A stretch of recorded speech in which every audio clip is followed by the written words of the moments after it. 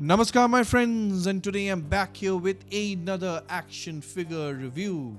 This time we are taking a look at the Marvel Legends PS5 Spider-Man to Gamerverse Symbiote Spider-Man, also known as the Black Suit Spider-Man. This figure is based on the suit seen in the game. Now, I'll be honest, I haven't actually played the game yet, but I do know one thing, this suit looks really good in the game. So the big question is, has Hasbro managed to translate that slick in-game design into a proper 3D action figure? Well, let's find out.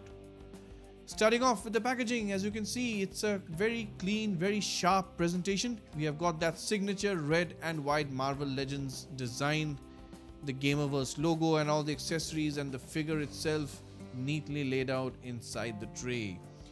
Everything is well secured, nicely presented, and honestly it looks pretty premium straight out of the box. Turning the box around, we get a render of the figure on the side, or at least what the figure is supposed to look like, along with the other figures in the wave on the back, some of which are already out or are coming out very soon. I think they're all out. They've all been released, I guess. I'm not keeping track.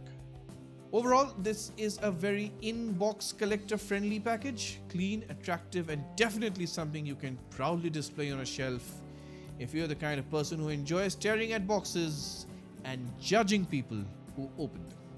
So, as always, or as tradition dictates, before we take a look at the figure itself, let's first check out the accessories that come in the box. Starting off, he comes with two wall-crawling hands. Yes, the nicely spread out finger hands. Yes, you get a pair of these, and honestly they're nicely sculpted, nicely painted, and they look pretty good overall, so no complaints there.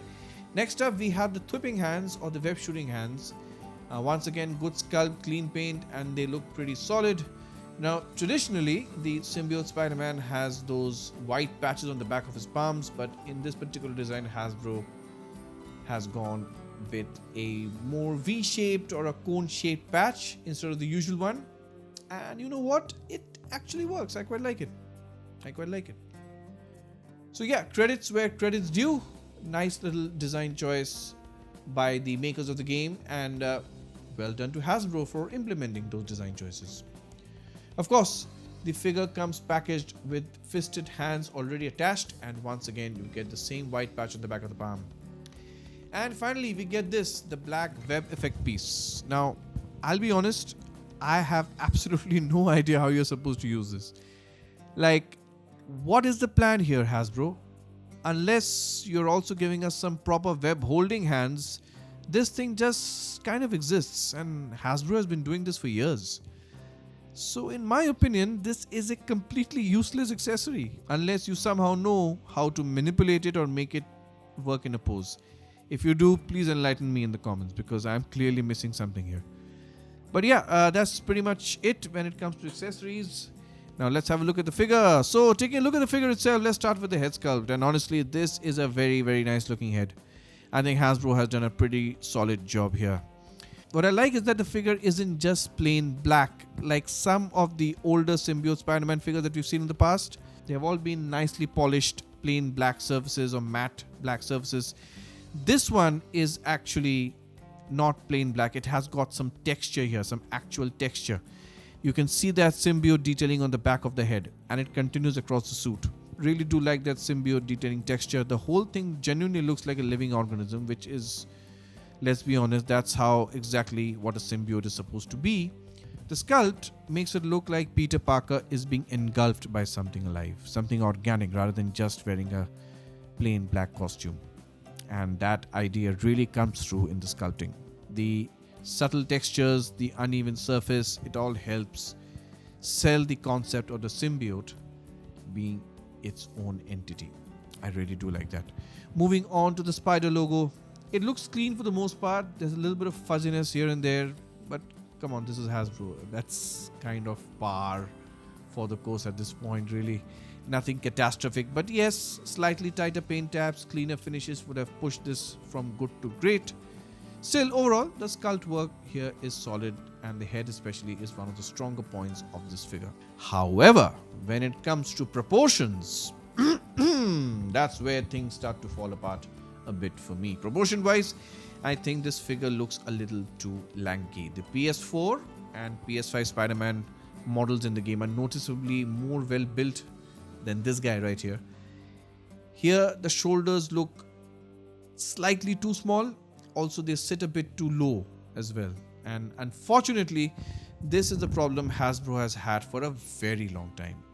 It's something we have pointed out again and again, and yet it still hasn't really been fixed. From the side profile as well, the figure looks a little too thin. There isn't a whole lot going on in terms of sculpted muscle definition, and that makes the body come off as somewhat flat. And the legs don't help either. They look very tubular, which adds to that skinny appearance. So yeah, while the detailing is nice and the intent is clearly there, proportion wise this figure doesn't quite hit the mark for me. So moving on to the articulation, let's start with the head. Unfortunately, the range looking up isn't great at all. You try to get him into a proper Spidey looking up pose and the joint almost feels like it's fighting you. So yeah, looking up, not good. Looking down, however, is a different story. He can look down a fair bit, which is actually pretty decent. You do get some head tilt as well, a little bit of attitude, which is always nice for posing.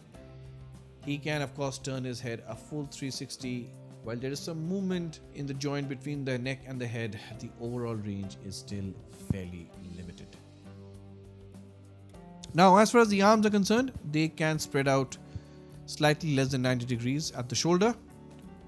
So not exactly a full-on T-pose. The arms do rotate a full 360, so no issues there. You also get a bicep swivel, which works well, and of course the standard double jointed Marvel Legends elbows with a pretty decent range. At the wrists you get rotation, and you also get the in and out movement for the hands. Again, very standard Marvel Legends stuff, nothing surprising here. Moving on to the ab crunch, he does have side to side movement, but it's very limited. He can bend back a fair bit, but when you do that, it kind of breaks up the sculpt in the abdominal area, and honestly it doesn't look great. Bending forward is also pretty minimal. That said, if you use the joint underneath the torso, you can get him into some fairly dynamic poses. As for the legs, he can kick forward to just about 90 degrees, but kicking back is extremely limited. He can do the splits for days, which is always nice, though I feel that the overall range could have been a bit better. This is Spider-Man, guys. He needs to be able to do the splits just the way Spider-Man does, right? You get a thigh swivel, double jointed knees with a very nice range, and surprisingly a foot swivel, a lower foot swivel, which I'll happily take. Then of course the feet, they do go down quite a lot, come up nicely as well, and you also get solid ankle pivot. So overall this is pretty much standard Marvel Legends articulation. Nothing terrible, nothing amazing. You can get him into a few poses as you can see on your screen, but here's the real issue for me. Hasbro completely skipped the butterfly joints on this figure, and honestly at this point butterfly joint should be considered basic articulation, especially for a character like Spider-Man. It almost feels like Hasbro cut a few corners here. Maybe they'll re-release this figure with butterfly joints, some extra hands and a few more effects, who knows, but as it stands I'm not very impressed. The articulation works, but considering they went the extra mile with the sculpt, they really could have and should have done a little better here. Alright, let's quickly move on to some comparison. I think this is the one a lot of you have been waiting for. We have the PS5 Symbiote Spider-Man next to the mesh toy Spider-Man, and as you can clearly see, the proportions are completely different. The mesh toy Spider-Man has a much more tapered superhero-esque physique, broad shoulders, solid chest, looks like someone who actually lifts and fits the bill. The PS5 Symbiote Spider-Man from Hasbro, on the other hand, despite all the lovely symbiote texture, looks, well, very skinny and a bit frail. Honestly, he looks like he hasn't had a proper meal in a very long time. So yeah, the difference is pretty obvious. One looks like superhero straight out of a comic, and the other looks like a guy cosplaying as Spider-Man. So that's not necessarily a deal breaker, but it is something you should keep in mind. As for some additional scale comparisons, here he is alongside the recently reviewed Marvel Legends Cable, the Venom from the 2-pack, Darth Maul from Star Wars Black Series, the Clone Wars. So yeah, that should give you a pretty good idea of how this figure scales with other lines and characters. Alright, now comes the most important question. Should you get this figure for your collection? Look, as far as I'm concerned, even with the whole symbiote texturing, which does look very organic and genuinely impressive, especially when the light hits it, and even though the head sculpt is quite nice, this is not a figure I think you absolutely need to own. Unless you're a fan of this Gamerverse version of Spider-Man, unless you are a completionist who wants every new Spider-Man figure that comes out, or unless you're someone who loves symbiotes no matter how well or how lazily they are executed, then sure, you could pick this one up. But for me personally, nah, this is an easy pass. It's a decent figure, nothing terrible, but Hasbro has made some very lazy decisions when it comes to the articulations and the proportions. And those are the things that really hold this figure back for me. So yeah, for me it's a no. For you, if it checks all your boxes, go for it. And with that, it's time for me to wrap up the review. If you like what you saw, go ahead, like, comment, share and subscribe. It really does help the channel out. We have got more reviews coming very soon, and yes, Transformers are finally back. Yes, finally. Those reviews will be dropping shortly, so stay tuned for that.